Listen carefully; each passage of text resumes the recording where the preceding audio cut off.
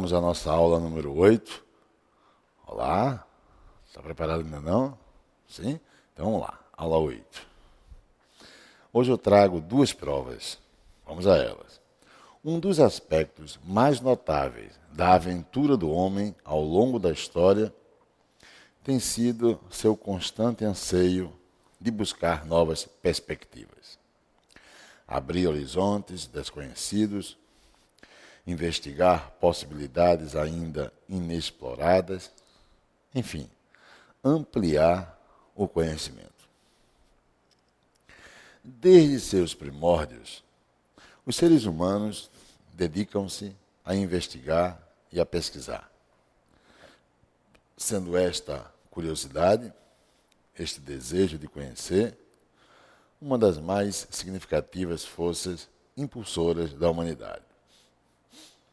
O fato é que essa ininterrupta e incansável luta pelo saber tem sido uma das mais importantes atividades do homem.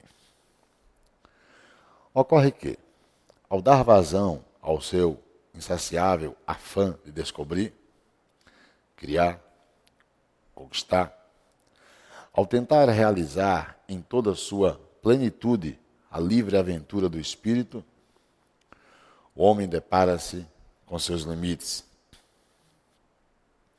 Ora, aceitando-se que o objetivo, visto como bom para o labor de investigar, é o benefício do homem e nunca seu prejuízo, dificilmente se admitiria que a caminhada com vistas a esse benefício, ou seja, os procedimentos destinados a fazer progredir o saber, pudesse fazer-se sem o respeito aos valores maiores do homem, tais como sua vida, sua saúde, sua liberdade, sua dignidade. E aí você tem referenciações sobre o texto. Autor, Ivan de Araújo Moura Fé. Conflitos éticos em psiquiatria. E vamos à primeira questão da prova. A partir da argumentação do texto acima, bem como das estruturas linguísticas nele utilizadas, julgue os itens que se seguem. Subentende-se da argumentação do texto que vários aspectos notáveis fizeram parte da aventura do homem ao longo da história. E ele diz que está na linha 1 e linha 2. Bem, deixa eu ir à linha 1 e linha 2. Mas vou buscar o que lá? Subentende-se da argumentação do texto que vários aspectos notáveis fizeram parte da aventura do homem ao longo da história. Bem, o texto diz em seu início, um dos aspectos mais notáveis, veja, um dos aspectos. O que é que ele quer que você observe? O que é que está implícito entre o 1 e o 2? Um aspecto, ou não é? Dois aspectos mais notáveis. Ok? Da aventura do homem ao longo da história tem sido o seu constante anseio. Quer dizer, o que eu estou grifando para você, o constante anseio de buscar novas perspectivas é um aspecto, dois aspectos. Quer dizer, o texto só nos traz um entre vários. Ok? Por isso que eu tenho subentendido que há mais aspectos, embora o texto só revele um deles. O que é que a questão pediu? Subentende-se da argumentação do texto que vários aspectos notáveis fizeram parte da aventura do homem. Sim, ele citou um, vou voltar, dois aspectos. Ok? Agora, o que ele cobrou de você? Vamos lá. Pelo que nós vimos no curso, ele cobrou a leitura desse um. Eu pergunto a você, como é que você lê esse sintaticamente? Já estou escrevendo a resposta. Adjunto, adnominal. Lembra? O que é o adjunto adnominal? É o termo que está próximo ao substantivo. É o termo que está mantendo relação com o substantivo. Lembra que nós vimos? Pronto. E é ele que me sinaliza a palavra aspecto subentendida. Um aspecto dos aspectos mais notáveis. Quer dizer, entre aspectos notáveis, ele vai citar um deles, que é justamente esse constante anseio de buscar novas perspectivas, abrir horizontes, pode continuar a grifar, desconhecidos. Investigar possibilidades ainda inexploradas, enfim, ampliar o conhecimento. Então, ele resume no final, dizendo que um dos aspectos mais notáveis é ampliar o conhecimento, mas que existem outros que estão subentendidos no termo logo no início do período. Verdadeiro. Põe o verdadeiro na questão número 1. Questão número 2. Seriam preservadas a correção gramatical do texto, bem como a coerência de sua argumentação, se, em lugar de tem sido, fosse usada a forma verbal é. No entanto, a opção empregada no texto ressalta o caráter contínuo e constante dos aspectos mencionados. Bem, o que a comissão cobra aqui é, deixe-me dar destaque. A forma tem sido. Nós vamos estudar verbo, mas tem sido é isso aqui, ó. Deixa eu te mostrar. Vamos para cá. Deixa eu pegar o piloto aqui. Ó, veja, existe um tempo verbal chamado pretérito perfeito. Tá? E você pode conjugá-lo na voz ativa de duas formas. Ou você conjuga na forma simples, e você diria: estudei. E aí você dá contexto a isso. Estudei literatura. Ou você conjuga na forma composta, que seria assim: tenho estudado. Ao dizer tenho estudado literatura, você estudou e continua estudando. Percebe? Quer dizer que a ação é contínua. Tá? Então, uma das condições de alcançar a forma contínua, ou a ação contínua, é empregar o verbo onde? No pretérito perfeito, composto, a forma composta. Tenho estudado. Ao dizer eu estudei, é uma ação passada, mas ficou lá. Eu tenho estudado, eu estudei e continuo estudando. Existem outras maneiras de se ter a ação contínua. Quando você diz, estou a estudar, você tem também a forma contínua. Quando você diz, estudando, estou estudando, ó, estudando é o gerúndio também traz a forma contínua, ou a ação contínua. E uma outra maneira seria o que nós acabamos de ver, tenho estudado. E eu estou a perguntar agora a você, quando se diz estou a estudar, ou quando se diz estudando, ou quando se diz tenho estudado, está ou não está a ação contextualizada no presente? Ótimo. Se está contextualizada no presente, o que é que ele pede na questão? Seriam preservadas a correção gramatical do texto, bem como a coerência de sua argumentação, se em lugar de tem sido, fosse usada a forma, qual a forma? É. Eu pergunto, é o quê? É presente. Ora, se a ação contínua traz a ação no presente, Então, usar o presente, já vejo que teoricamente não seria erro. Agora eu vou ver no fragmento. Olha o fragmento. Um dos aspectos mais notáveis da aventura do homem ao longo da história tem sido o seu constante. Se tem sido, então continua sendo. É seu constante anseio. Então até agora está correto. O que é que ele diz mais? No entanto, estou lendo a partir daqui, ó. Vou mostrar a você. Ó. No entanto, a opção empregada no texto ressalta o caráter contínuo e constante dos aspectos mencionados. Obviamente que sim, verdadeiro. Da maneira como está aqui, ressalta a ação contínua. Segunda questão, portanto, verdadeira. Terceira questão. O desenvolvimento do texto mostra que as expressões constante anseio de buscar novas perspectivas,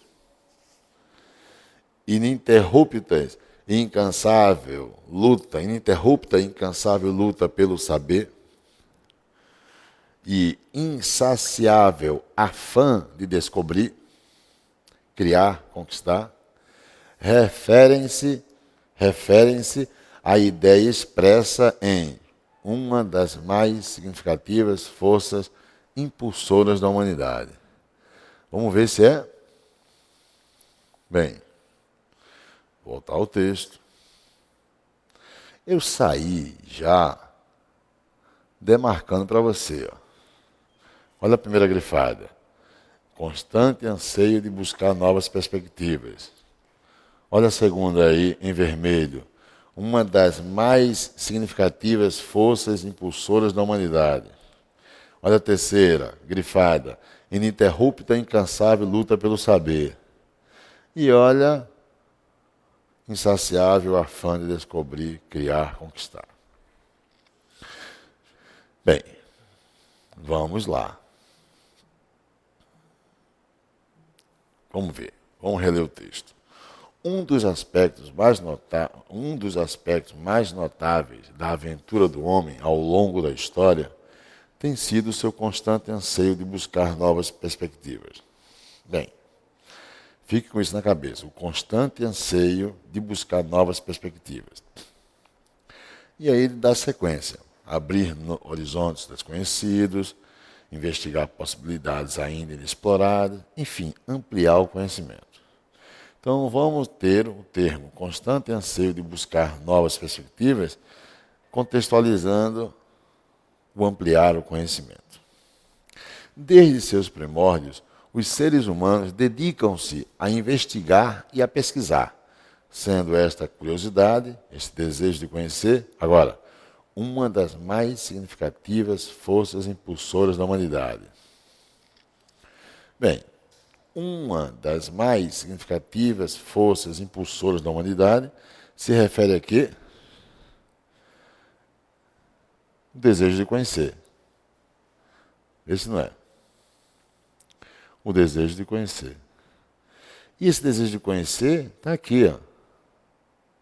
Ampliar o conhecimento, que estaria nesse anseio de buscar novas perspectivas. Então, tudo converge para a mesma referenciação. Só está mudando a maneira de dizer. Isso se chama paráfrase. A comissão quer que você reconheça que os termos em destaque que estamos observando constituem paráfrase. O que é paráfrase? É dizer a mesma coisa, mudando apenas a maneira de dizer. Ok? Vamos lá. O fato é que essa ininterrupta e incansável luta pelo saber, ininterrupta e incansável luta pelo saber é o desejo de conhecer. É a força impulsora da humanidade. Em sua condição mais significativa. É também o quê? É esse anseio de buscar novas perspectivas. Está tudo em convergência. Pois bem, o fato é que essa ininterrupta e incansável luta pelo saber tem sido uma das mais importantes atividades do homem. Ocorre que, ao dar vazão ao seu insaciável afã de descobrir, O insaciável afã de descobrir, criar, conquistar, se refere à mesma coisa que nós vínhamos destacando aqui, ó, nas telas anteriores. Ok? Então, a questão está verdadeira. Vou voltar para lá. Olha a questão 3. O desenvolvimento do texto mostra que as expressões constante anseio de buscar novas perspectivas, ininterrupta e incansável luta pelo saber, insaciável afã de descobrir, criar, conquistar, referem-se a quê? Referem-se a uma das mais significativas forças impulsoras da humanidade. Tudo converge para a mesma referenciação. Verdadeiro. E aí é interessante o candidato ficar ciente, e vamos estudar isso, tenho certeza, textologia, ou seja, estudo de texto, que o que se cobra também, além da paráfrase, é o seguinte: ao ler um texto, para se fazer uma questão, você tem que observar sobre interpretação de texto, ou intelecção de texto, é importante que você observe quantas referenciações existem no texto. Olha o que estou dizendo. Todo o tema é abrangente. As referenciações que o autor, em seu texto, sai selecionando para colocar no texto é a quebra justamente dessa abrangência. Vou dar um exemplo prático.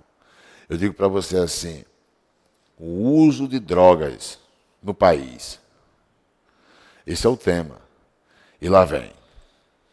Primeira referenciação que eu seleciono para o meu texto. As consequências ao ingerir drogas. As consequências ou danos causados à saúde. É uma abordagem. É uma unidade temática. É uma referenciação. Depois eu tiro você desta abordagem e levo você para um outro endereço temático. Levo você para a ideia de que quais são os países que apresentam o maior índice de problemas de saúde por parte daqueles que ingerem drogas. Levei para você para uma outra o quê? Referenciação. E meu texto já tem 2 referenciações. Depois eu levo para você uma outra abordagem. Qual? Países que apresentam o menor índice de problemas como consequência do uso de droga.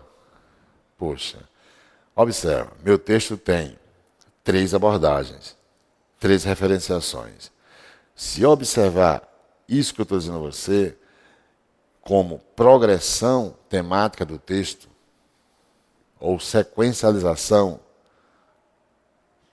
da temática que o texto proporciona, eu vejo que a questão quis que você percebesse que eu tenho paráfrases, mantendo o que? Ainda a mesma referenciação.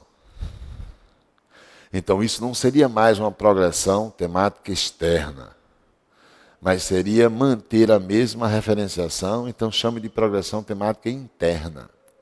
Então, quando o autor abre uma referenciação e mantém o leitor naquela referenciação, dando destaque a ela, trabalhando aquela ideia, ele está se utilizando de progressão temática interna. Ok? A questão exigiu isso de você. Vamos voltar.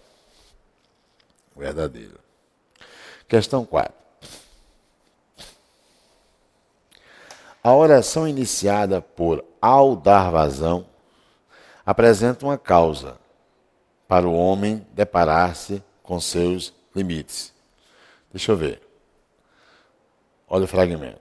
Ocorre que, ao dar vazão ao seu insaciável afã de descobrir, criar, conquistar, ao tentar realizar em toda a sua plenitude a livre aventura do espírito, o homem depara-se com seus limites. Veja, estudando o assunto período, lembra? Você não diria que isso aí é uma oração subordinada de verbial causal. Não. Isso é uma oração subordinada adverbial temporal. Isso significa dizer, no momento em que se dar vazão ao seu insaciável afã de descobrir, é ou não é? É a mesma coisa que ao tentar realizar, no momento em que se tenta realizar, isso é temporalidade. Temporalidade. E não causa. Falso. Então, essa questão 4 está falsa. Cobrou período. Questão 5. Permita-me, antes de ir à questão 5, qual é o elemento que talvez deixe você com dificuldade de responder a questão 4? Permita-me. Veja, ocorre que, ao dar vazão ao seu insaciável afã de descobrir, relacione isso que eu acabei de ler com o que está no final grifado. O homem depara-se com seus limites. Ok? Pois bem. E aí eu levo você para cá. Vamos lá. Veja. Por ter estudado muito, vírgula, conhece tudo sobre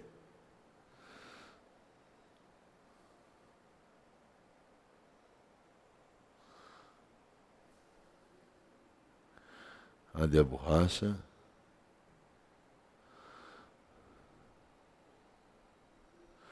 conhece tudo sobre Kafka. Ok?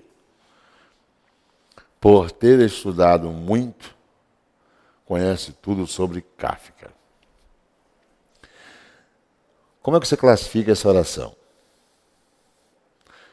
Oração subordinada adverbial causal, né? E conhece tudo sobre Kafka, oração principal. Então você tem uma oração subordinada adverbial causal, seguida de uma oração principal. Perfeito. E está sendo preservada aquela ideia. Não há causa sem que haja consequência. A oração principal, semanticamente, expressa a ideia de consequência. Eu quero deixar claro para você que não se limite a isso que você está vendo na tela, não. Permita-me. Vou dar aprofundamento a isso. À medida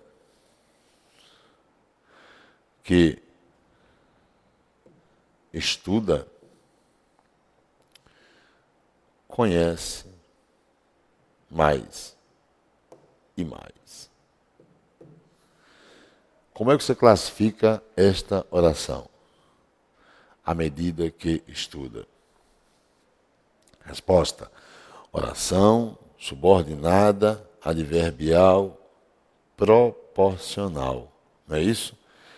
E em seguida vem a OP. Ok? Terceiro. Se eu disser para você assim, se ela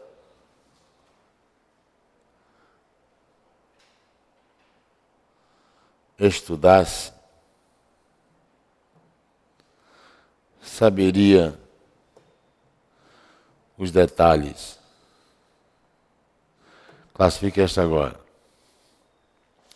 Você vai dizer, se ela estudasse, oração subordinada adverbial condicional. E, em seguida, a principal. Agora, a última. Se eu disser para você, quando ela estudou, vírgula, soube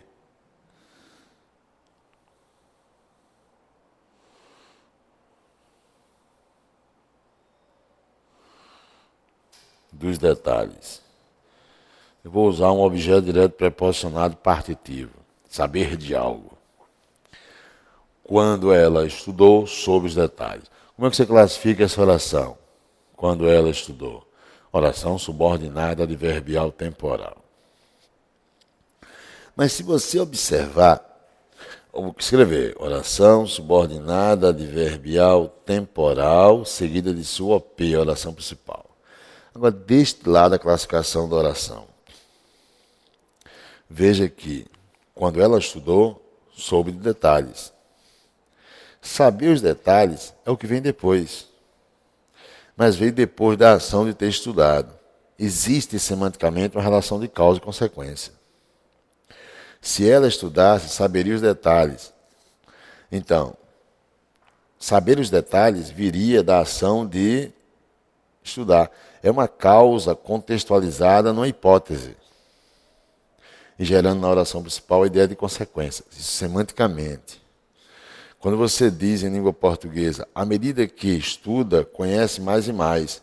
O conhecer mais e mais vem da proporcionalidade do estudo, que é uma ação num contexto proporcional. E aí você tem o quê? Sem dúvida, semanticamente, uma ideia de consequência, que é conhecer mais e mais.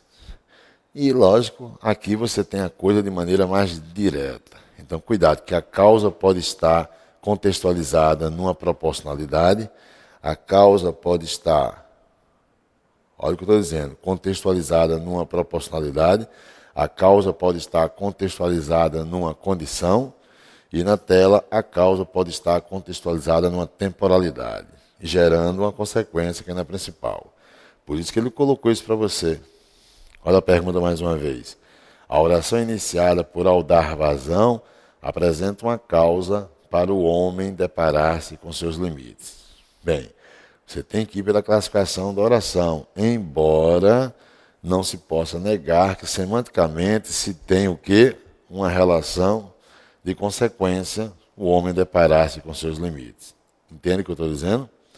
Então, as orações subordinadas, adverbiais, causais, as orações subordinadas, adverbiais, proporcionais, as orações subordinadas, adverbiais, condicionais e as orações subordinadas, adverbiais, temporais, podem estabelecer com a oração principal a ideia de causa. Mas eu tenho que ir pela classificação da oração. E pela classificação da oração, o que eu tenho aqui em cima é uma ideia de temporalidade. Não se deixe distrair pela semântica apresentada na relação. Ok?